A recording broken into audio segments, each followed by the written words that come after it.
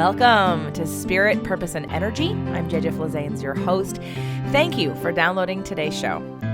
Today's show is sponsored by Health IQ. I've recently partnered with Health IQ to offer health-conscious people rewards when it comes to financial investing into your future and the safety of your family and the nest egg that we all hope to acquire to protect our family and loved ones in the case of our absence. Health IQ is a company who is rewarding the health conscious through lower rates on term life insurance. And if you're under the age of 65 and you're over the age of 20 and you don't have that nest egg, I definitely recommend that you go to healthiq.com/SPE, Spirit, Purpose, and Energy. Take the quiz and see where you fall, see how many questions you get right or get wrong, and see if you qualify as one of the more health conscious people on the planet, which I'm sure you will be because you listen to the show. healthiq.com/SPE. Check it out and see if you're one of the people who can get rewarded financially for living a healthier lifestyle. Today's show is going to be focused around a bunch of questions that I've gotten recently from people who've attended my live event, from people who've listened to the podcast, who've reached out and asked certain questions, and I just felt that it would be better answered on the podcast than for me to write out a long explanation. Not to mention that many people do have the same questions, and if I only answer it in a space where there's only a few people, the rest of you don't get that answer. So here's the first question. How do we remove expectations from others while having high standards and not being walked on or disrespected?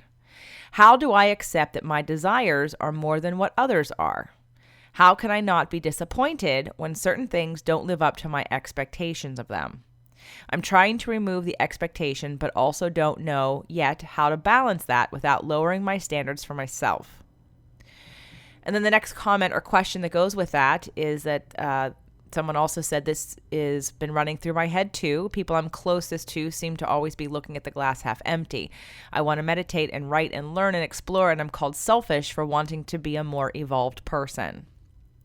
And then the next one isn't really a question, but a complaint about that somebody needs. Basically, what happens when you have a friend or someone not respect you or disrespect you or reject you, and what happens to us emotionally when that happens. So those are the three premises we're going to talk about today on this show. It will be a solo show. I just felt that it was time to give back to you guys in a way that says you're listening, you have questions, and I want to give you answers. I want to give you answers that have worked for me. I want to give you answers based on the reason I started this podcast in the first place.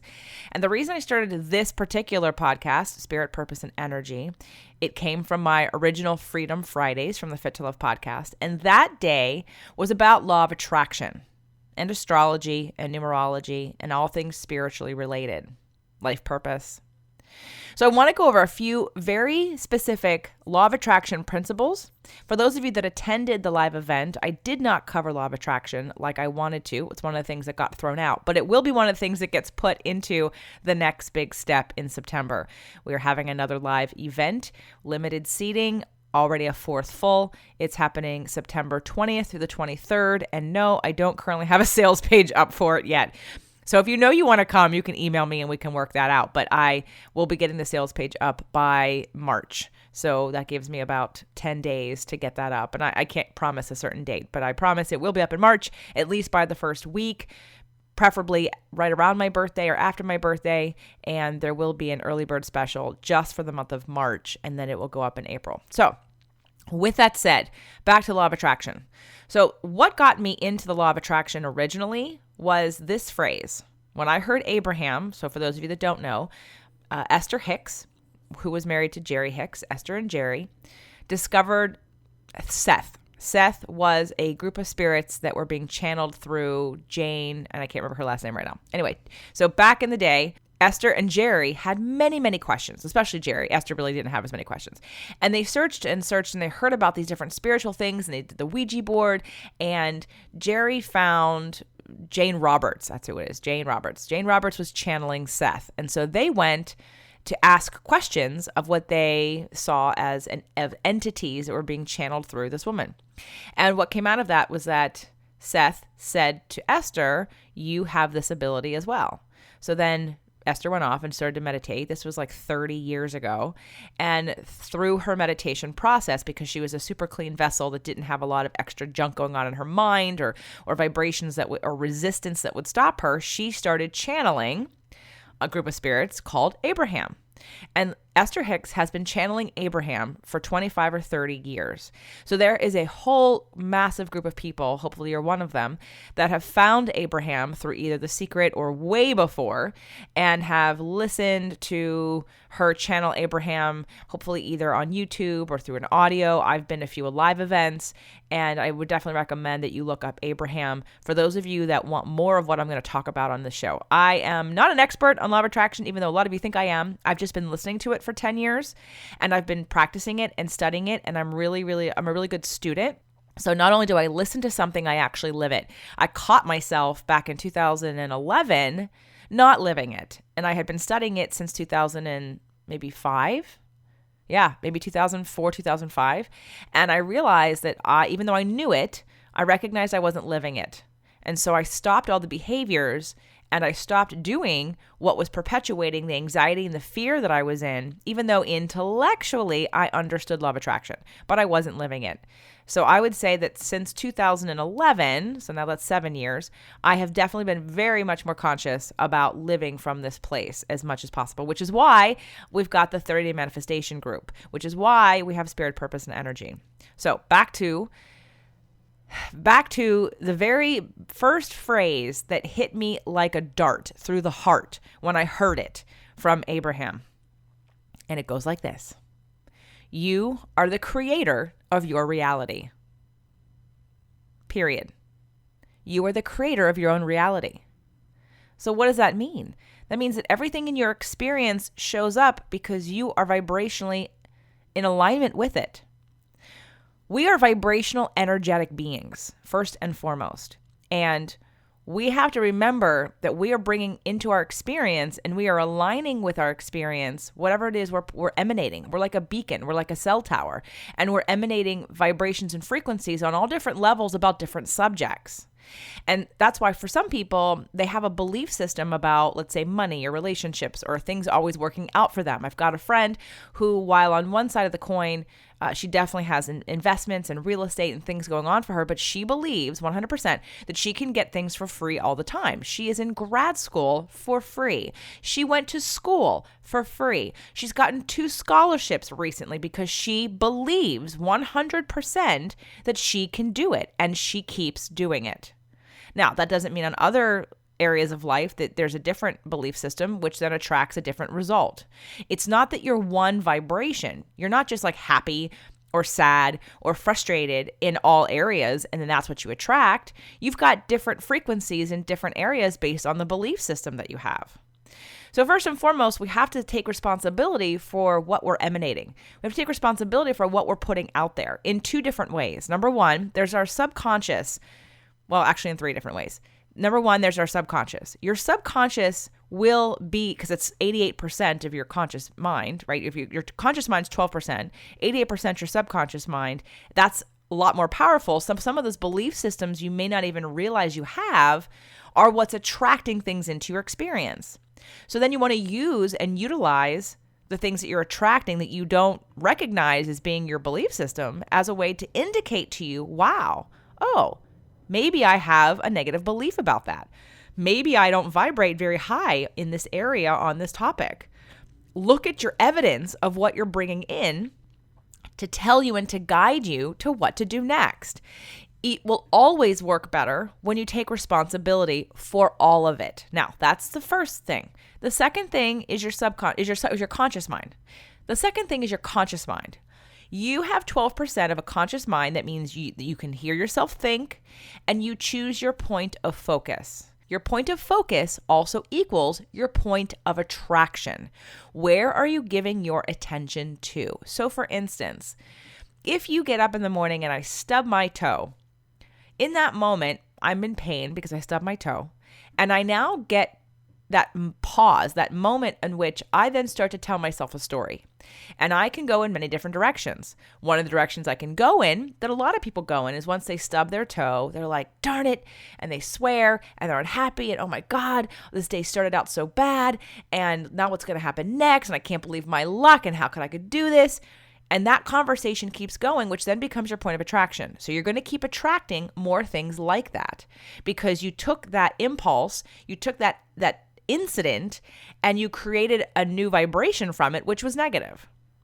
Now, on the flip side, you could stub your toe, take a deep breath, and say, well, that just let me know that I'm going too fast, and thank you, universe, for showing me that I need to slow down today. And if I don't slow down, I need to slow down so I can enjoy my life, so I don't miss opportunities, so that I'm in alignment with what I want, so that I notice the things in my experience and I'm aware of my impulses. That took a whole different turn, right?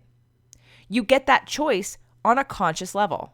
So no matter how much crap you have in your experience, in your subconscious, you still get the choice because you do have that 12% of conscious control of what you focus on, what story you tell yourself, and where it goes. So that's number 2.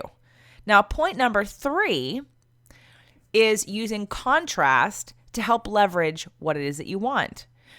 Again, we're attracting that which we're alike and things that vibrate and that resonate with us. So if I believe something really bad about something on a certain subject, whatever it may be, like that things never work out for me, then if I believe that things never work out with me and I'm always, let's take planes. Oh, how many people do you know just attract either bad drivers or late planes or something happening with travel because they believe travel always goes bad?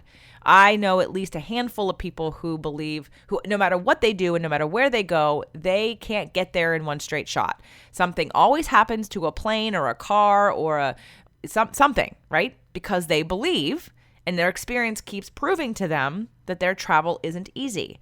So if you have the belief that travel's not easy, then you're not going to have easy travel. So how do we change that? Well, first we have to start softening the resistance to it and allow for us to believe something different because you will keep proving yourself right every time. So we have to examine the things in our life that aren't working for us that we don't like, and what is it that you believe about it? If you are in alignment with your ex-husband giving you difficulties and being a problem, then he's going to show up as a problem every time because you keep activating that in him. Make sense? Remember, you are the creator of your own reality. Now, how do we influence others with law of attraction? Because you can. Number 1, you can influence others by you aligning yourself with the best parts of who they are. So rather than looking at people and focusing on making the point of attraction on what it is they're not doing, focus on what they are doing. Do a gratitude list or an appreciation list every day or several times a day about somebody who you're having an issue with. In fact, I invite you to do this. It will transform your life. You have a problem with somebody. I don't care who it is. And you keep telling the story. First of all, stop telling the story. Stop telling the negative story because you're just creating more negative story. Now, in the case of emotional processing, when we need to express how we feel, that's one thing. If you have emotion bubbling up inside of you, whether it be anger or frustration or sadness, then there's a need to allow that emotional energy out. And so you're going to need to express that. So express it. I definitely don't want you to repress it. Don't use food. Don't use tobacco or cigarettes or pot. Don't numb yourself. Don't use technology. Don't be a workaholic. Allow yourself to process and feel your feelings. Now, once that emotional energy has bubbled to the surface and allowed itself to be expressed, now what do you do about it? Step number 2 is, what do we do about it? Because if you don't do something about it, if you don't shift the energy, it will just keep recycling and circling and circling and circling, and you're just going to keep the same vibration active and keep getting more of what is. Abraham talks about the fact that if we're focused on what is true, what just happened, what the facts are, what other people could possibly agree with, then you're just going to keep activating what is. The other choice is to activate what you want.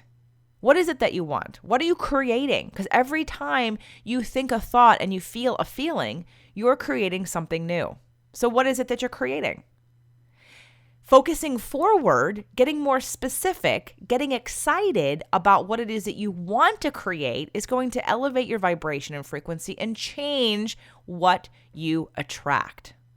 So let's talk about that for a second because it goes back to point of focus. For people that are focused in the past, you're telling stories about what happened and for whatever reason, maybe somebody told you that you needed to do that in order to get better. Well, it's not working, so stop doing it. You have the option of being present in the present moment, which is what meditation helps us to do. And meditation is great because it can help you release resistance. But meditation isn't getting you into necessarily a love space or a hopeful space or a super excited, attached, and connected to source energy space. But we can start with meditation to release some of the resistance that we have. And then once we've released resistance, then you get to choose where you focus. See, all these negative things that happen to you, you have another choice of becoming a victim or using all these experiences to empower you. And I know, because you listen to the show, you want to feel empowered and you don't want to be a victim. So anytime something negative happens to you, don't look at it as a mistake or a problem. See it as an opportunity. What did this show me? Oh, this showed me that I have a negative vibration about this thing. Okay, let me go back to a story that I have about credit card theft and credit cards. Years ago, I had 3 credit cards. I think 2 were bank cards and 1 was a credit card that were all fraud. There was identity theft on all 3 cards. I couldn't buy gas. And of course, that's very frustrating. And I came home, but the first question I asked myself was, how did I create this? How did I create this? And I'll tell you exactly how I created it. Because I'm the person who, when I go to the store and I give you my credit card. Now, if you saw all of my cards, bank cards and credit cards, my picture is on all of them. But I think at the time, maybe 1 or 2 of those cards didn't have pictures on them. And so when someone would say to me, can I see a photo ID? I would take that as negative. I would hear that they don't trust me, that I look like somebody who would steal.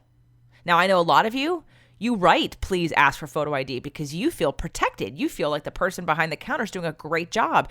You feel like they have your best interest in heart and you have positive feelings and vibrations about that question. I had negative feelings about that question.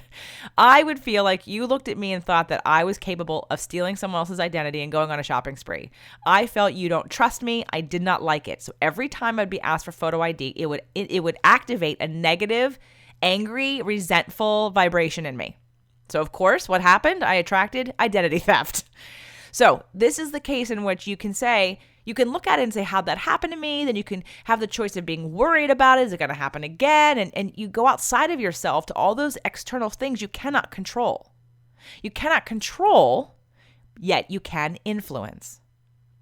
So know that things that are coming to you are indicators. They're indicators of what you're feeling, what you're thinking about, and what you believe. They are reflections back to you about what's going on inside of you. Now, there are cases where other people, you can absolutely tune into the best part of who they are, but they're in a really negative state, okay? What you can use law of attraction to do is to align yourself so clearly with the best parts of them. Abraham calls it zigging and zagging, that they zig while you zag. So when you are so strong on being in vibrational resonance with the best parts of them, you don't connect. Like the schedule doesn't work out, or you miss each other, or you're only together briefly. But law of attraction can't line you up if you're not aligned. Does that make sense? So if I believe something about somebody and I just keep that active within them, that's all I'm going to attract from them all the time because I'm looking for it. I'm expecting it. So I want to go back to the question about expectations. It's twofold. Number one, when you have an expectation of someone to behave in a certain way that feels better to you, we have now taken our power and given it away. We have also deflected and projected that we have something we need, that we're not getting our own needs met. And for those of you that came to the workshop, this would be the time to pull out your needs and feelings list. There is nothing that the needs and feelings list cannot uncover or help you fix. It doesn't matter who it's about. It doesn't matter how many layers deep it is, but we all have basic human needs. Now, if those of you that didn't come to the workshop, on the Fit to Love podcast, it's on a Thoughtful Thursday if you go to the website. Otherwise, I believe it might be episode number 133. You can just go to my website and type in the 3 steps to clear communication, or 3 steps to communication, accurate, what did I call it? Constructive communication, 3 steps to something about communication, or really good, clear communication. And email me.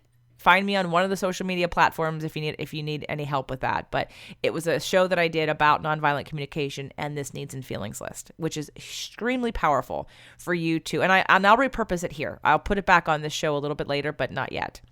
But I just want you to be able to find it if this feels like something you really want to look at today, or you want to take and run with it.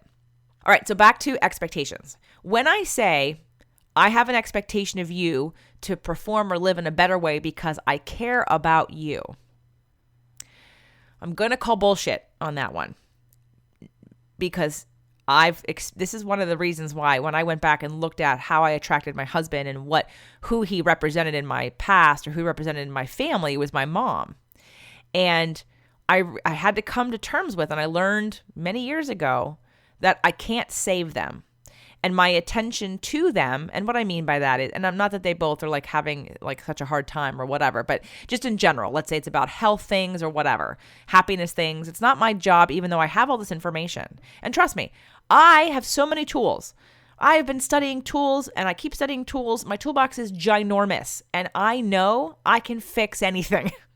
I believe that I can solve any problem because I have so many tools.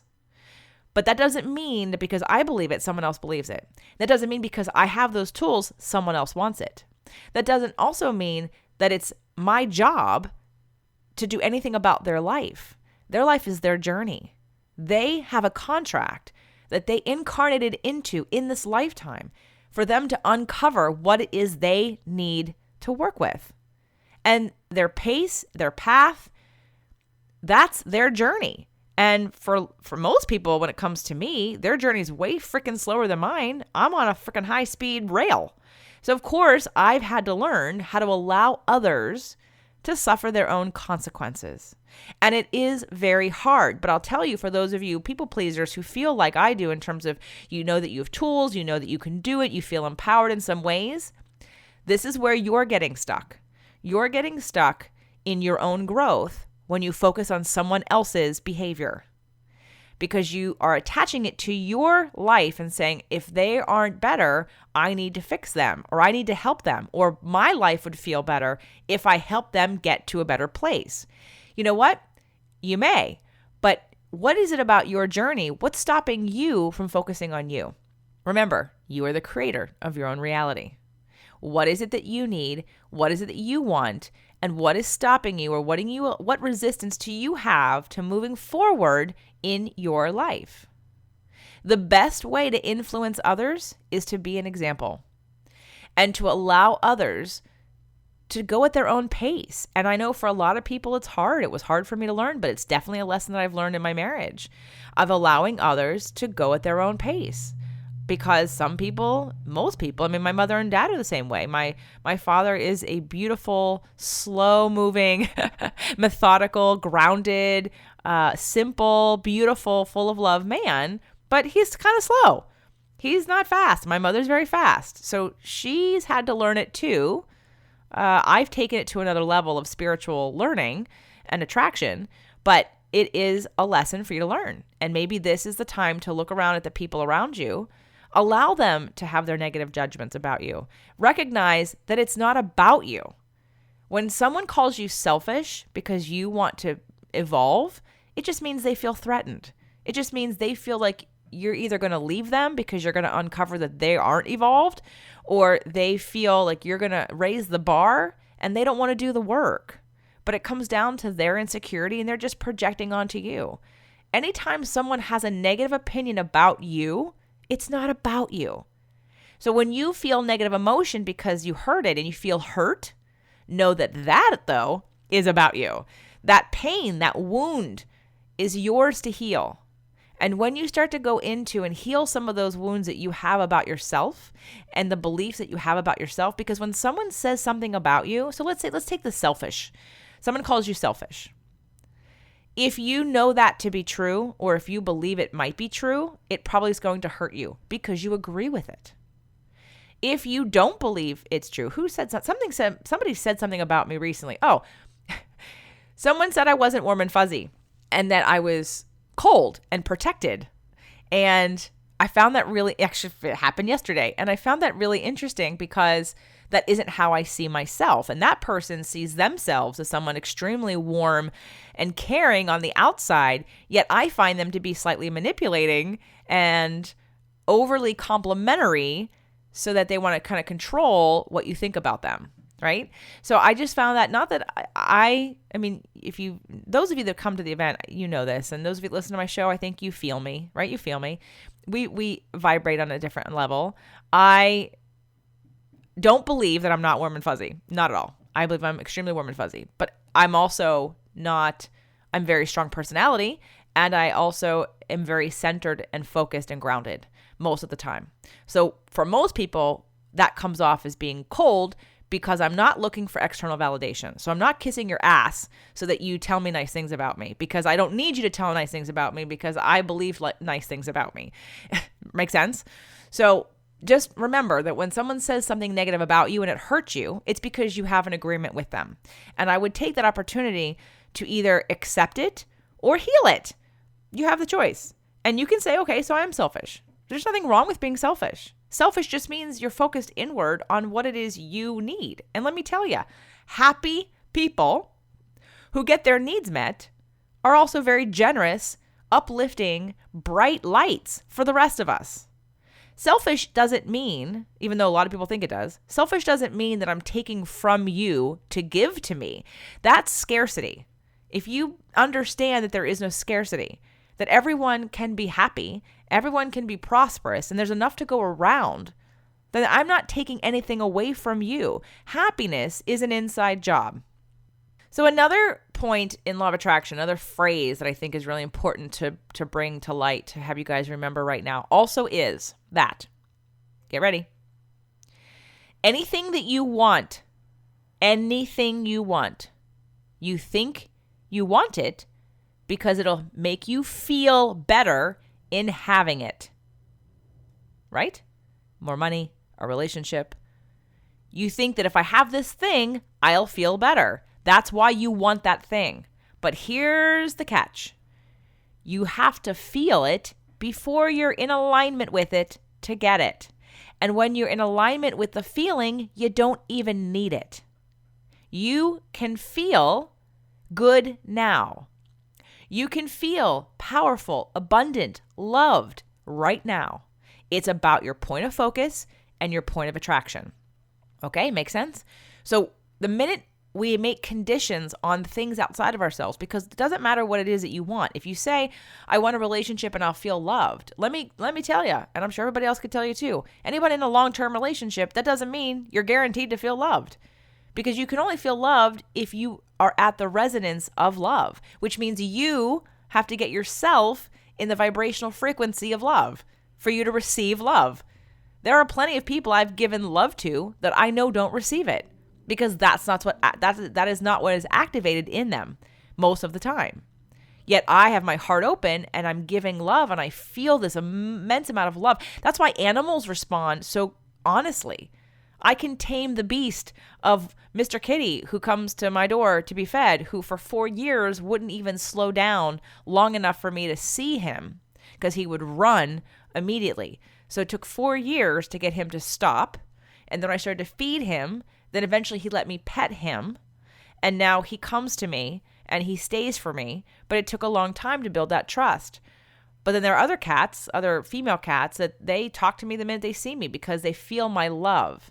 They resonate with that part of me. We let our heads get in the way so many times as humans. We let our conscious mind run these different stories, and we have all this resistance to things, which stops us from allowing our cork to float and just be in alignment with which is who we are. We are source energy. Let me remind you that you are source energy. You are not separate from God. God is the sun. You are a sun beam. Every bit of you is the same as that which you call God, that which you call source, that which you call universe. The only difference is right now you are focused physically in a body on this planet and at the same time still attached to the sun above and the universe above. We are never disconnected. And when you forget that and we're not in alignment with that, and when you don't feel that, that is the only connection that we all seek. Everything else that we seek is filler.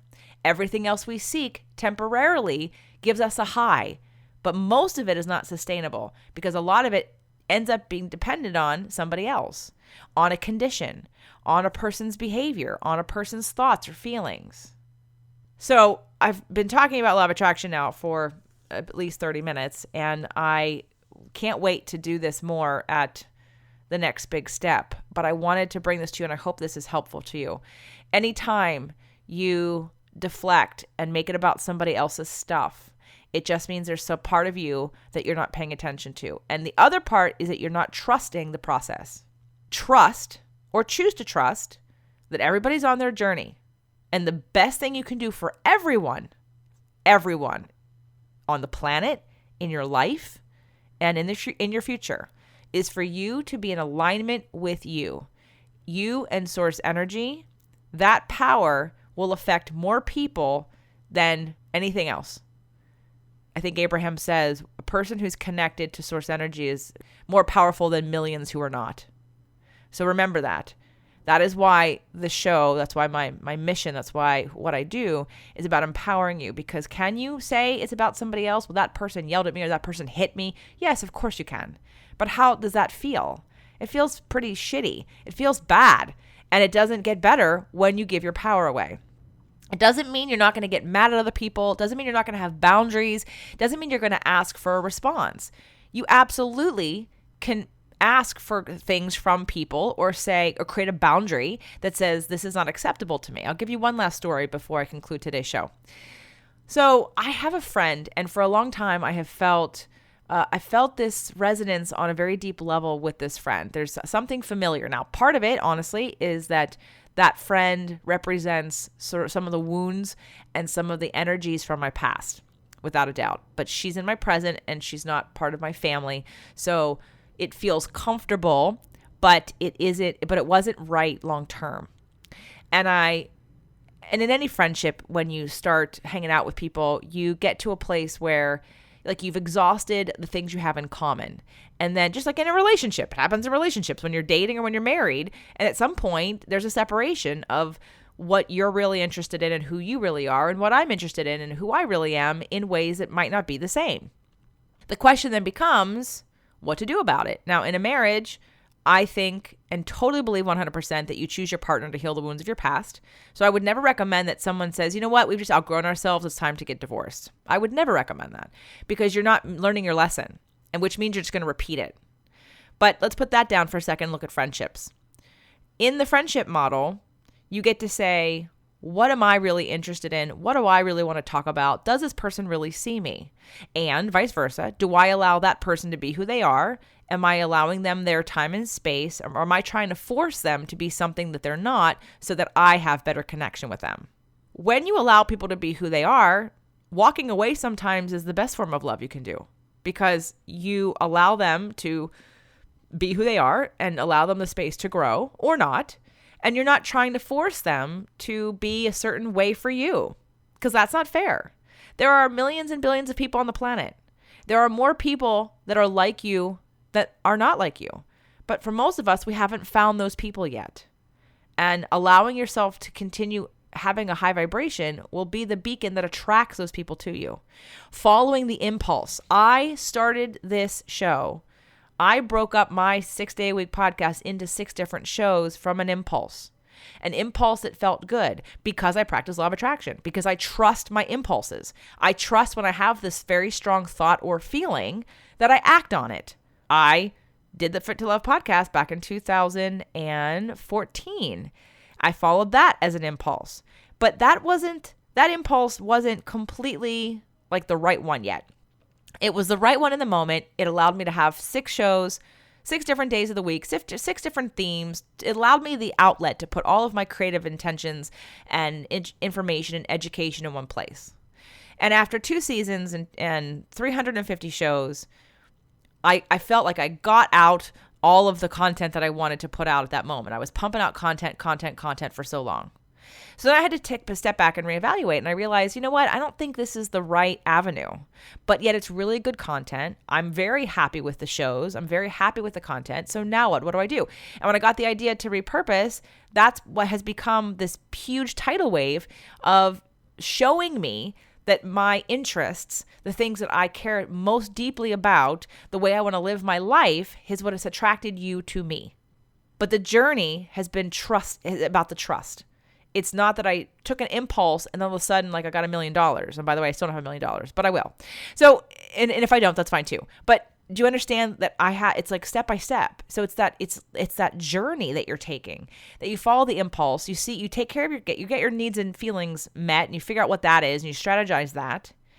You allow others to be who they are. And if you're having a problem with somebody and you really want to change that relationship, then you use your point of focus to start tuning into the best parts of them, or tuning into the best parts of what you want. If things are happening to you and you're feeling lonely, you're still focused on what is. It's time to focus forward. So I would recommend that all of you make a gratitude list or an appreciation journal every single night or every single day.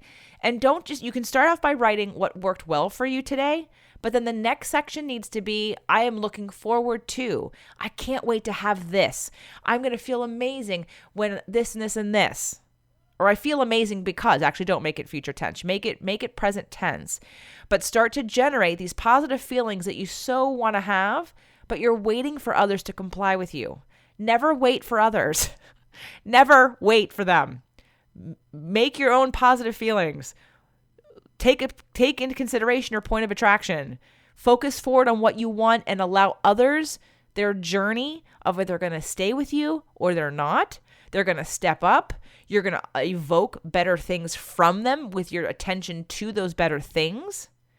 But take into account to where you are.